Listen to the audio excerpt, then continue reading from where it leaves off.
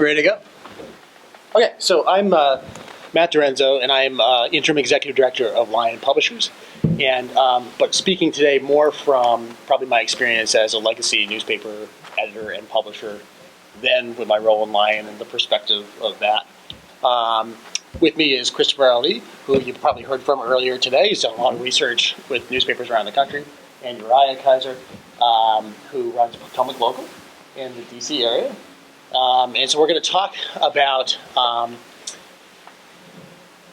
local online independent news sites, competition versus legacy media, or cooperation versus legacy media, with legacy media, or how you differentiate yourself.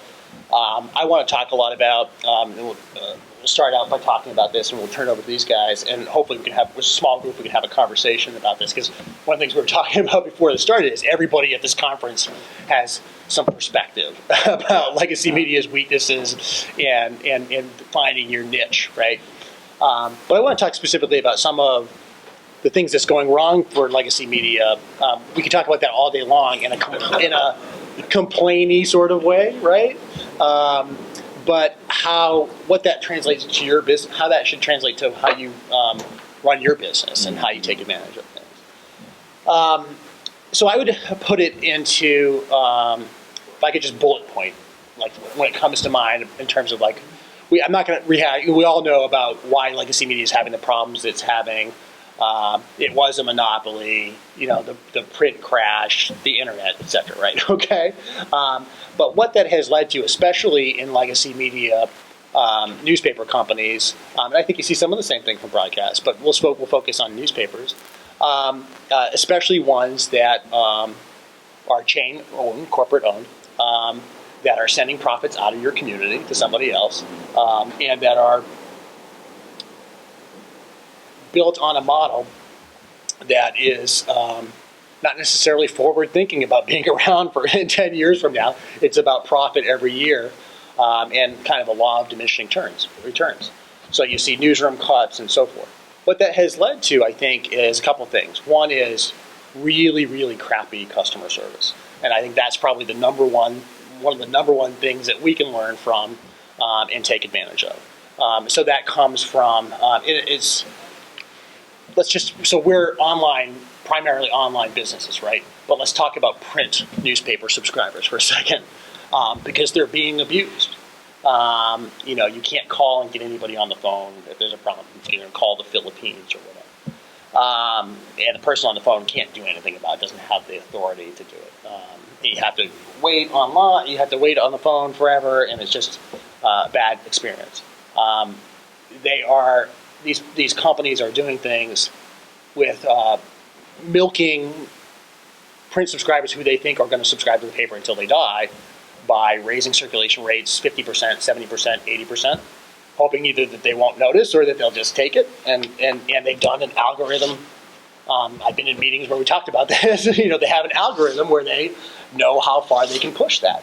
And they don't care if 20% of their subscribers go away, because they're going to, in some cases, I've seen this where 20% of the subscribers did go away, but circulation revenue was up, because that's how much they raised rates on everybody else.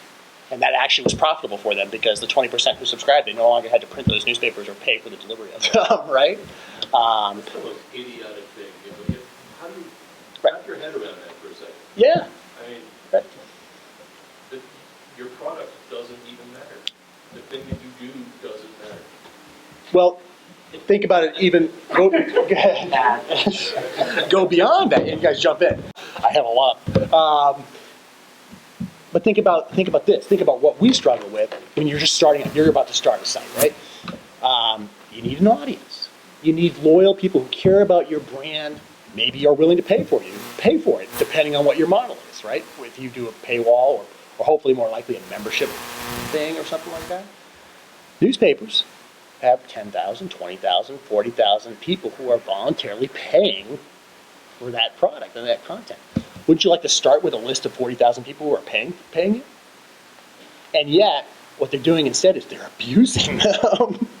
They're angering them to the point of people threatening to blow up the newsroom in some cases because they're so mad about the paper being in the bushes and not being able to talk to anybody about it and the price going up. That's why I always sat in the back. I didn't And so, the door way back. and so the same thing is happening with advertising customers. So some of the same forces where they're cutting staff on customer service and stuff like that.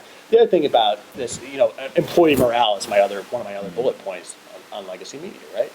There's just all this head trash about you were talking about optimism and stuff like that. I think I would disagree a little bit, because I think you find the rank and file people left at legacy media after half of their friends and colleagues are gone, right? There's this head trash that the industry is in trouble, that their paper is in trouble, that there's not going to be any growth, that they're not excited about what they do. They're either masochists staying there, or they need a job, or they feel like they're the last person who gives a crap, and they're holding on, but they're not happy about it. And that translates to other departments as well. So the same thing that's happening on lack of resources and morale, the morale of the people left in circulation, is happening in advertising too. Combined with corporate levers that they're pulling to squeeze a buck. So I've seen situations in corporate media where you double bill a subscription by mistake. A little old lady who's paying way too much, you charge her $800 instead of $400, and she wants a refund so she can buy her cat food and her medicine, right? And you say, sorry, and you say, and the corporate policy is, well, we'll refund that to you in 90 days. The Wells Fargo way of doing business. Yes, exactly. It is. And newspapers are doing this. And you know how much that spreads to the community, that reputation? So there's that abuse of customers. There is that reputation, the reputation of that kind of tactics, along with the declining content. And it's all against, how the presidential debates it was all a game of expectations. Everyone expected, if Trump had just cleared this low bar, everyone would think, he's presidential now, right? But he didn't. He didn't. So newspapers are going up against that, not only that declining reputation, but this expectation that they're going to do this, and this, and this. You don't have that expectation. So you're at an advantage where you can focus. So employee morale, customer service, reputation and expectation, and then focus. So they cut all this staff, and they are, and they haven't really changed editorial strategy for the most part. Show me a newspaper that has in a significant way. I'll be surprised. Which leaves them a mile wide and an inch deep, right? Where some of the most successful businesses instead are being everything about something. They're focusing on something. They're owning a content area. And so to get out of the whole complaining about everything that they're doing wrong and talk about opportunities for a second, there's an opportunity. Own something. Avoid the pitfall of trying to be a traditional newspaper where you are just I'm going to cover every aspect of the community. Is that what you want to do? Do you want to cover sports? You might not want to cover sports. Do you want to cover breaking news? You might want to own breaking news, or you might want to not even touch it. I'm serious. So you jump in. In no way I'm passionate about this at all. It hasn't been weighing on him for the past 3 days we've been in. This is the loudest I've heard him in the past 3 days. So it's very important that you market your site. As you're out in the community and you're trying to say, advertise with me. I can help you grow your business. Just spend some money with me and partner with me, and we'll do this together. And that's what you should be saying. But at the end of the day, you also need to be marketing your site, because how can you go and tell somebody to advertise with you and you're not advertising your own product and reinvesting that money to growing your business? The daily that I worked for was around for 150 years. And the community that I cover and covered for the Daily too, back when it was still around, before it closed, never put up a billboard, never bought a radio ad, never did really much of any sort of advertising. In addition to that, they reduced a really strong brand. They merged before they closed. We had the Journal Messenger in the West and the Potomac News in the East. And they merged in 2009, and then they reduced what was a very stronger circulation for the West, and said, no, the Potomac brand is much more easier to say, or the logo is prettier, or whatever the thinking was. All of that said, we're a very transient community. There's a lot of military that live outside of Washington, D.C., and they work in D.C., so they commute, they slug, they take the metro, some drive, but I don't know how they do it. And when they get to work and they see the newspaper box and it says, the Washington Post, oh, that's my daily newspaper. That's what I'm going to get a subscription for. And they did. And eventually, it put us out of business. Right. So one of the, in terms of marketing yourself, you can start with, we're not all the things that you hate about that. We're an empty vessel, right? But overcompensate for the things that they're doing wrong, don't, someone wants a bill, send it that day. If someone wants a refund, do it, like the Uber customer service would be one thing. And transparency. We know that legacy media, as everything spirals, the bunker gets deeper and deeper in terms of them not admitting that the problems that they have, right? So when you do make mistakes, which you will,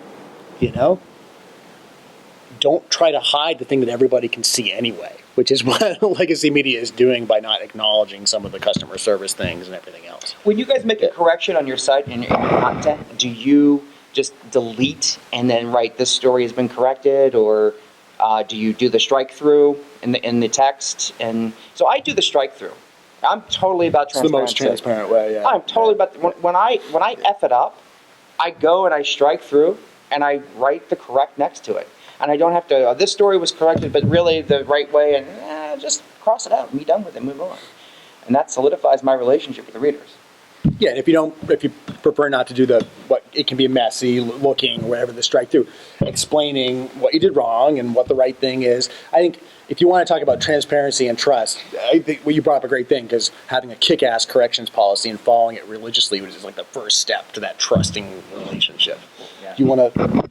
Yeah, I'll piggyback on a couple of things. One, to throw some data your way that Jesse Holcomb would appreciate from Pew, which is that the State of the News Media, I don't know if you've read it yet, but they said that subscriptions are down, right, to legacy newspapers, but circulation revenue is actually up, and it's up by 5%, which is suggesting exactly what it's suggesting exactly what you're talking about, that consumers are getting gouged.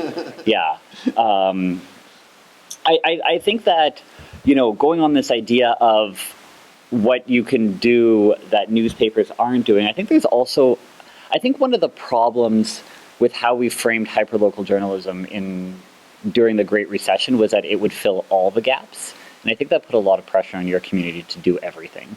And I think if there's one thing one of the big takeaways, that I've certainly heard throughout this conference here is that you can't do everything. You can't fill all the gaps from the newspaper, because there are too many, because they are not doing what they used to do, particularly in metro areas, right? So where are the areas that you can fill a gap that capitalize on your expertise? And look at something like the Charlotte Agenda, right? The Charlotte Agenda, I love, but they are not doing the civic education zoning stuff. They're doing the stuff that the Charlotte Observer, which is pretty much decimated, left in terms of entertainment, in terms of lifestyle, in terms of youth, and then a little bit of new building in terms of new apartments downtown. So they've really carved out a niche for themselves, and they're making quite a lot of money, or at least they told me they're making quite a lot of money. Well, enough money to open up a second branch in Raleigh, right? So they're doing something, some cool things. I think the other thing that you can capitalize on is the lack of agility within legacy news organizations. In particular, like Jan Schaefer was saying, the fact that they're really slow to the idea of solutions journalism, of being embedded within their communities, because they're not used to it. One of our respondents in our study even just called it the fear of activism in journalism, and the fear of community participation. So I think that this is important. That's another hole that you can fill, and it's an easy one because you can fill it in so many different capacities. You can do solutions journalism or community engagement journalism if education's your thing, or if it's the youth of Charlotte agenda. You can really get in there, which is really cool. And Again, the last thing I want to pick on in terms of like when I was thinking about the benefits and the benefits of this competition is this question of ownership. I really want to come back to this question of ownership because, being owned independently versus for newspapers versus being owned by a regional group versus being owned by a chain versus being owned by a hedge fund. We're seeing a lot of different responses to digital technology. Surprise, surprise, I think the hedge funds are doing the worst job. So the two big ones, right, are BH Media Group and Digital First Media, which is owned by, what's that hedge fund called? I have it here. Alden Global Capital, right? Yeah, so they're That's not... my old company, but I signed a non-disclosure, I'm sorry. so I'm just going to talk in generalities. I did not know this, right? But actually, I think I did know that. But I forgot. But like the hedge funds are not doing the best. I mean, your Gannett and your McClatchy and your Lee are different, but the regional groups are maybe something to look at as well. And I think that's something I was hearing in this is like bringing two hyperlocals together. I think were the two that merged into bigger media that we learned about. Right, homepage media. Right, so it's in a way it's kind of mimicking the idea of these regional groups, and I think that at least has an opportunity to leverage a bit of economies of scope and scale, but not to like an evil extent that maybe like Gannett does. To that point, one of the things that was really important to us in our early discussions in founding Lion was the idea of what is local. And, that doesn't mean just absolutely. I cover a county that's bigger than the state of Connecticut. Yeah. But that's still local. That's an identifiable community that I at least work to understand. Yeah. Rather than, nebulous anywhere, it doesn't matter, a template. Right. Someplace you understand, that's probably local. So there's this great quote, and I'll plug my book, February 1st. It's on local media. But I use this quote, and the quote is, "Where is here?" So trying to figure out where is your here? Is it the county? Is it the community? Is it the neighborhood, right? Is your here education? But figuring out where your here is, and understanding that your here is not everywhere. So let me piggyback on that, because one of the things that I think legacy media has been slow to pick up on or do well, and I'm not sure they can do it well, given the way that they're set up, the morale and everything else in the customer base, is I think the most success we're going to have in terms of monetizing content now, because of the commodification of page views, right? What's your page view worth versus, when Linda McMahon was running for Senate in Connecticut and spent $1 billion on that race, right? Local media was not getting a ton of money from her. The TV stations were, but like certainly not digital media or print media. But I was seeing her web ads on Pandora, or if I was in Connecticut, but I was on Philly.com. So she was buying programmatic, right? That was following me instead of being bought by a media company because she valued their audience or what they had built. And so the CPM rates and stuff like that were way lower than you'd want to get, And so the key, I think, is to build a community around your content. And people are doing that through newsletter strategies that aren't just RSS feeds and really engaging people in, that means not only platform and how you deliver it to them, but also looking beyond your own content and giving them everything about something. So you're getting into curation, you're steering them to what serves them in that community, and also having them participate in it. You talk to some of these podcast people. I don't do podcasts, and not because I don't want to, but at this point, at any rate, the radio model is you have millions of listeners over the air, passive, flipping channels, but to a podcast that maybe has 5,000, 10,000, 1,000 listeners, that's value because those 5,000 people choose to download that product. And if it's about yoga, it's super valuable because it's 1,000 people who are obsessed with yoga. Absolutely. If I'm Lululemon or whatever, you want to reach that audience. Absolutely. Absolutely. And the money I'm going to pay per person to reach that person is going to be through the roof. Because you built that community, like Matt said. And that gets into the focus thing and your opportunity to pick and choose. And it's freeing. It's horrible that you have no resources. It's also freeing in that you can't do everything, right? So you gotta pick what you guys. So if you're not doing a yoga podcast right now, Yeah, why not? I think that's an Why not? The other thing I'll say is, as you go into what sections your site is going to cover, you don't need to emulate the newspaper. You can't possibly. I tried. I couldn't do it. 6 years ago when I started an online newspaper. And we had the government, we had the courts, we had the schools, and stretched so thin, we didn't really have anything. And so I had to narrow my focus to crime and local government. And if you're in this, I think like most of us are, because we want the world to be a better place, not just because we want to make a lot of money, because we're not going to make a lot of money, unless you're Cheryl, I guess. Jim Brady has a saying that I like, which is in Bailey Penn, we're not going to be the sixth person at a press conference, because what good is that? How is that helping us differentiate ourselves, and what good is that doing for the world? We should be out covering something that's not being covered, right?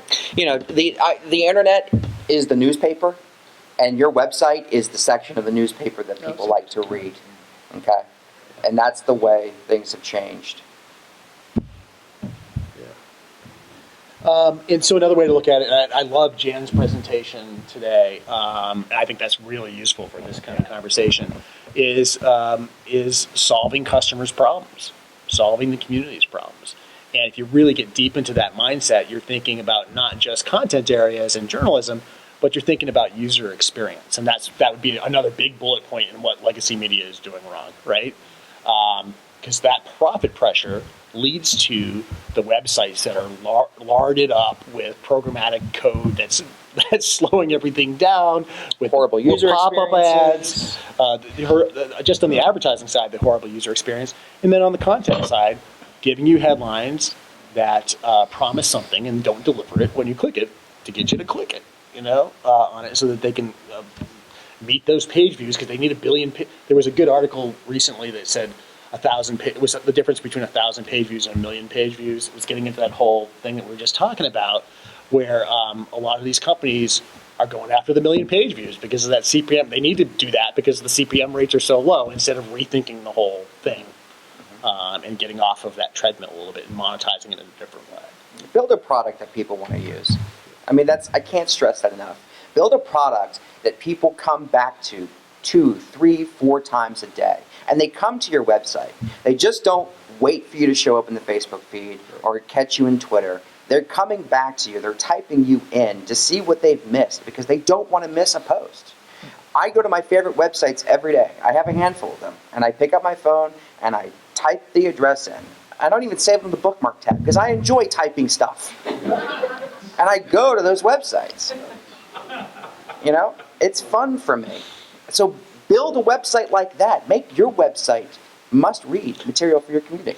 So since we don't have Jim Brady here, we're just going to quote him all day. So another, he's a busy guy. Another saying of his is that he wants to monetize someone over the lifetime of their experience with his site instead of on one visit. And when it's pop-up ad, you're obviously trying to capture that person, all the money you can, every dime out of that person at one time, and then because they're never going to come back. And if you get into that philosophy, it's not just about the user experience of your site being good, but also being promiscuous with your content in terms of other platforms, where you have an Instagram strategy or a Snapchat, and you're reaching them in other ways, and they're associating with your brand, and they're seeing that you're doing a service to them, and you're not, I just wanted to add as well, if you're thinking about expanding your current coverage, I think something that's really useful is to take a look at the work of Phil Napoli, who's doing work with Democracy Fund right now. And what he's trying to develop is a set of tools that you can use to figure out what the information needs of your communities are. Because I think there's one thing to look at what the newspaper isn't covering, but I think there's quite another different thing to look at what types of information your communities are needing. The Notebook in Philadelphia saw a gap, not just in education coverage from the Inquirer, but that Philadelphia as a city was really hungry for education news.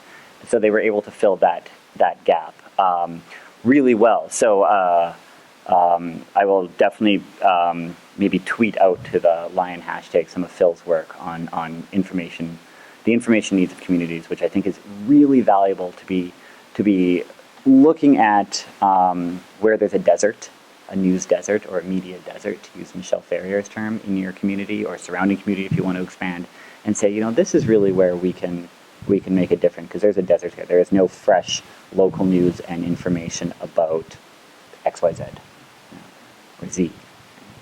I like Zed. You said, And you talk Jim Brady, and now I'm going to talk Jim Brady. And by the end of the panel, you have to say something about Jim I too. got a lot of quotes from Jim Brady. Good. Well, if you're not familiar with Billy Pinn's model, if a credible news source has a story that is of interest to your readers, and you know that your readers will be interested in it, he'll link to it.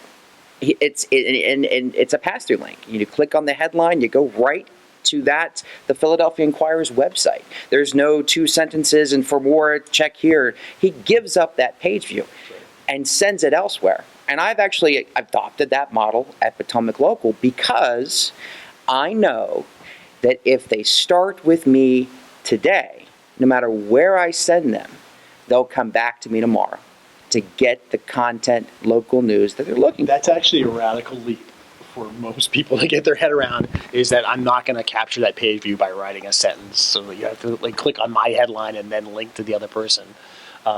That's, and if you make that mindset shift, you really, are thinking about a different kind of user experience. What do you guys think?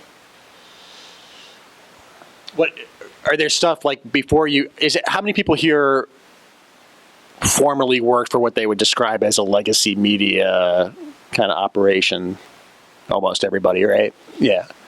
And when you started your own site, were you thinking through, here's what I would do differently, or here's what their most vulnerable things are? And that might have been different 10 years ago than now. But. I wouldn't sleep on the lounge couch all night after I wrote my column. I knew I was going to do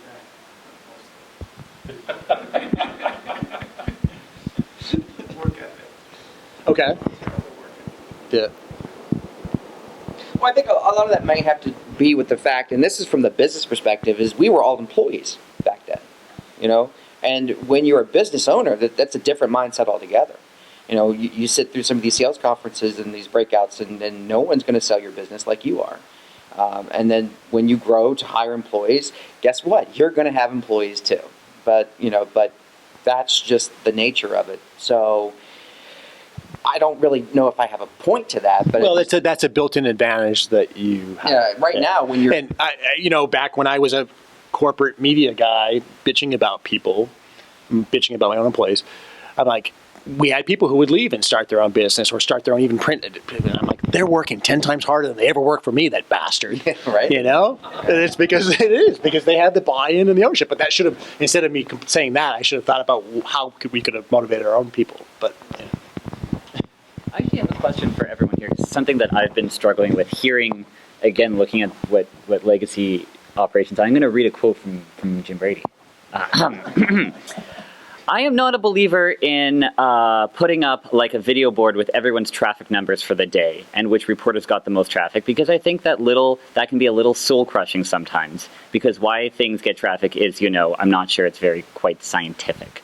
So here's a question, which is, most of the major newspaper chains I've been speaking with, and some of the ones that I really admire, like for instance the Dallas Morning News, which I think does a phenomenal job, share metrics with reporters, and headlines are often driven by metrics, and stories are often driven by metrics.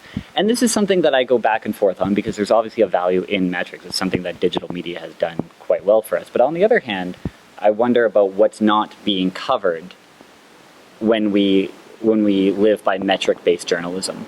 And I'm not sure that legacy media has a very satisfactory answer to this, so I'm going to toss it up. Yeah. When I was at the Tucson Citizen, we used to post, daily the top 20 stories from the preceding day. We didn't have a live metric capability ever so long ago.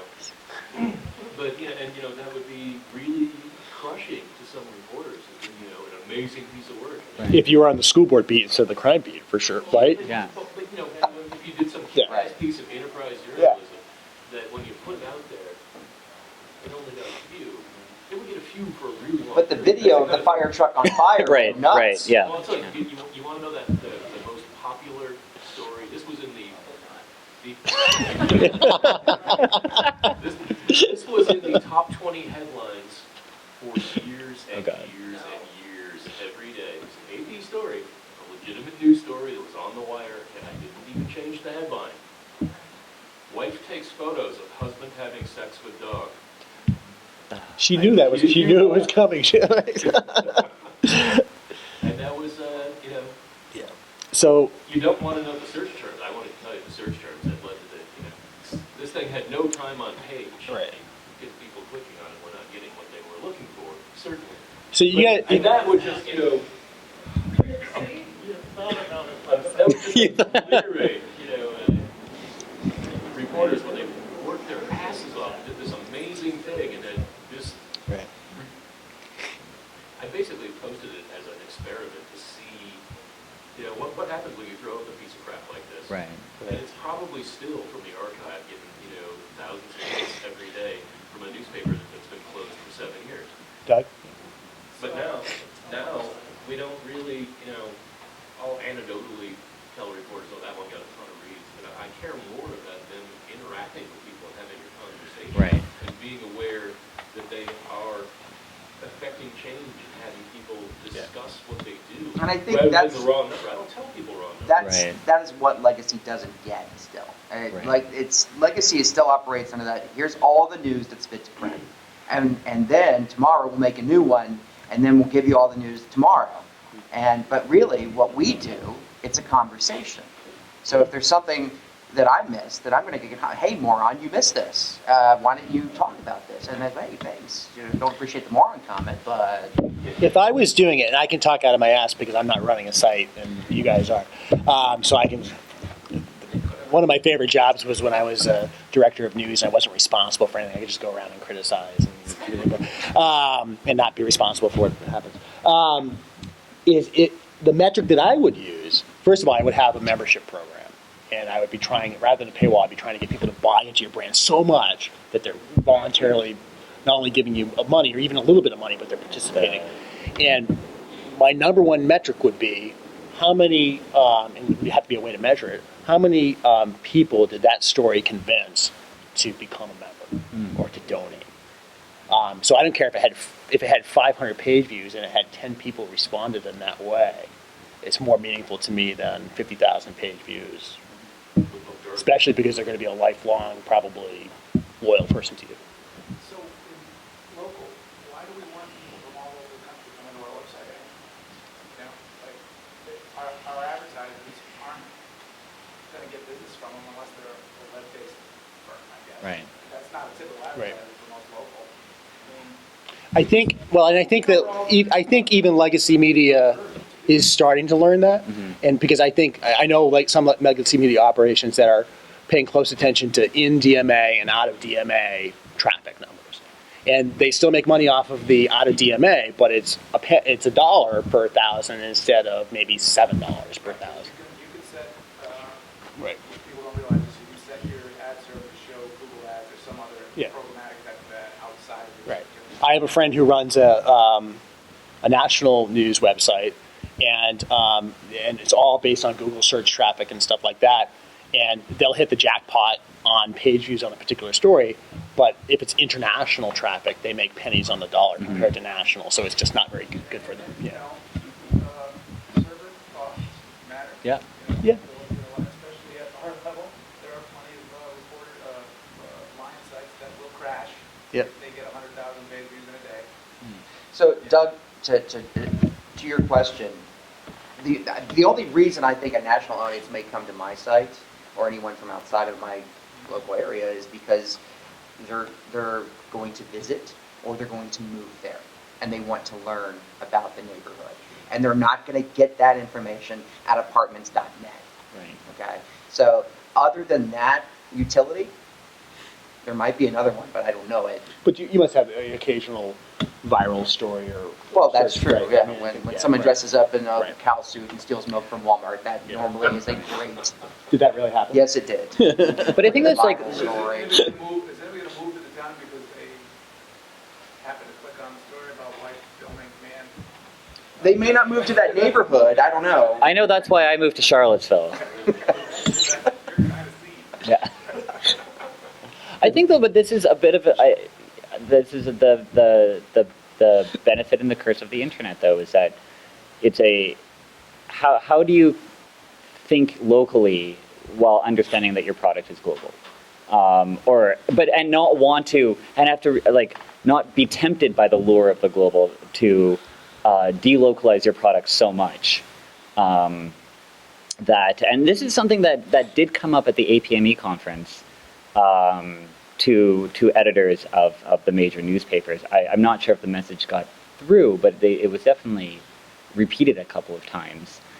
This idea of like you really need to be responsive first to your local community your local audience rather. We were talking about audiences rather than trying to get 50,000 page views from Germany.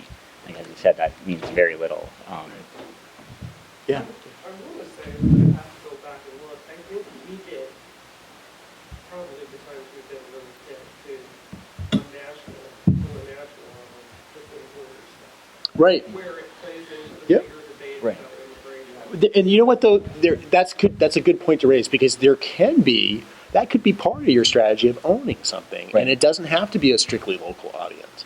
If you have a military base in your community, or you have you're in the state capital, or I don't know, you're covering the birthplace of Mark Twain, and there's tourism related to that, and you have a whole community around Mark Twain. I'm from Connecticut. I'm sorry. It's the only thing I can think of. But Mark Twain from Connecticut. yes, of course. Yeah. That's a whole niche site right there. And so if you're in the best position to own that, why not own it? And you can, and there may be advertising or reader revenue around that. Yeah. What's the best way to attack when you see your legacy site just make a hash of the story? They just completely botch the story. Is there a good way to just, Make yours better. Oh yeah, obviously. All right. I think that raises the question of, do you do the old alternative newspaper model where you're trashing the legacy media on a regular basis? Right. Right. I don't know. I'm curious as to what other people think about that. Well, I mean, but One thing, so this wouldn't be trashing them, but one thing that I wish we had done during Sandy Hook. So I was editor of the New Hampshire Register during Sandy Hook. We had 100 people working on that story, thanks to one of the advantages of being in a big company. Denver Post sent people, other people sent people. So one of the things I wish we had done, because we had the resources to do it, was I wish we had, from day one, had a running thing of fact-checking and debunking other media reports. Because there was so much misinformation out there. I wish we had done something from day one saying, here's what we know is out there and is false, and here's what we don't know. Other people are reporting this, but it's not confirmed. And that would have been, I think, a proactive or somewhat positive way to talk about what you're saying, and instead of just saying an article that said the Hartford Current was messed up and they suck. Well, and I think that sorry, do you want to that? Oh, behind you. Yeah. Oh, I was just going to say that it could be a teaching moment, because certainly the world is in dire need of media literacy. Right. Well, that's the thing. I think the media does I know the media does a very bad job covering the media. So if that's one of the things that you can own, I think that's something quite unique. It's something that has the potential to go beyond. In some markets, you could have a full-time job. Just covering about TV. But I also Local think, TV. Right. and maybe this is just the Canadian and me speaking, but I think if it's going to be an opportunity for critique, it could also be an opportunity for praise. Like Jim Brady links to stories when they're good, and so and says, because he's not going to be the sixth man at the. There's nothing that the press I think there's conference, nothing that can build your reputation more than being magnanimous about. But if media could be a beat, praising other right? people, Media is yeah. never a beat. make your story. Put your do the best work you can do, right? Okay, because as a business owner, and when you start a site, and we're all business owners now. Congratulations, you're an entrepreneur.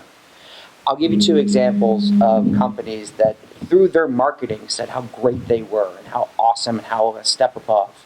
Subway and Chipotle, in all of their marketing, said how great our work. Now all natural, no additives, what have you. Well, look at Subway. Their spokesguy's in prison. And look at Chipotle. They made a bunch of people sick, and now they can't get the same sales back in. And so it hurt their bottom line. When they put themselves way up on that pedestal, when they fell off, they fell hard. So if your competitor botches the story, okay, and you report and correct the record on your side, do that. But going on beyond that, it does nothing for your bottom line as a business owner. It's not going to get you any more. Well, you know, don't do that. advert- Don't do that if you're not transparent about owning up to your own mistakes. I guess is probably part of the point, right? Yeah. Yeah. I mean, so as a business, one of the first things I had to learn when I started selling advertising was the business owners that I sat across from didn't care that I was first to the scene and had the exclusive, and they didn't care. They wanted me to give them a solution to make their phone ring. And that's what I had to go back and retailer that conversation to fit their needs, to solve their problem. And, kind of take off my journalist hat and put on my business advertising sales hat and realize, where I'm going to make my best gains and what conversations to have. Well, the fact that you are actually a real local small business can help you build a connection with the business owner in a way that the corporate behemoth X cannot. Absolutely. But you still need to deliver on giving them something. And make your story better than the next guy. I mean, make your content great. Great. Anybody have anything else? We can go drink. Thanks, guys. Thank you, everybody. Thank you.